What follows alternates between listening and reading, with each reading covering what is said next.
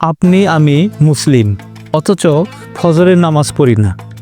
কিন্তু ফজর নামাজ না পড়া মানুষদের নিয়ে নবী করিম সাল্লাল্লাহু আলাইহি ওয়াসাল্লাম রুইয়া নামক একটি স্বপ্ন দেখেছিলেন।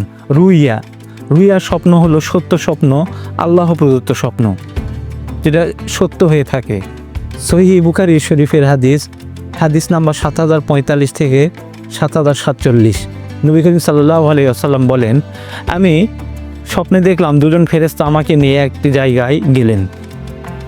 এরপর তিনি দেখলেন যে কিছু মানুষকে বিভিন্ন প্রকার শাস্তিতে আক্রান্ত অবস্থায় দেখলেন, যে বিভিন্ন প্রকার শাস্তি দেওয়া হচ্ছে বিভিন্ন মানুষকে।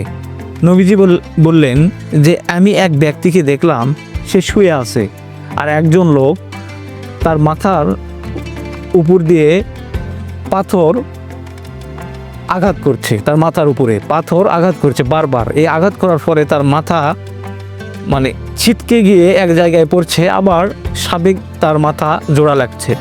নবী করিম সাল্লাল্লাহু আলাইহি ওয়াসাল্লাম জিজ্ঞেস করলেন যে এই যে ব্যক্তি শাস্তি পাচ্ছে, এই ব্যক্তি কি কারণে শাস্তি পাচ্ছে? ফেরেশতারা বলল যে এই ব্যক্তি ফজরের নামাজ আদায় করেনি, সে ফজরের নামাজের সময় শুয়েছিল, ফজরের নামাজ আদায় করেনি।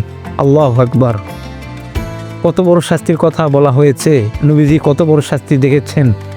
আল্লাহ তাআলা আমাদের সবাইকে ক্ষমা করুন। বিগত দিনের ফজর নামাজ যারা পড়েনি, আল্লাহ তাআলা সবাইকে 5 ওয়াক্ত নামাজ পড়ার তৌফিক দান করুক। আসসালামু আলাইকুম।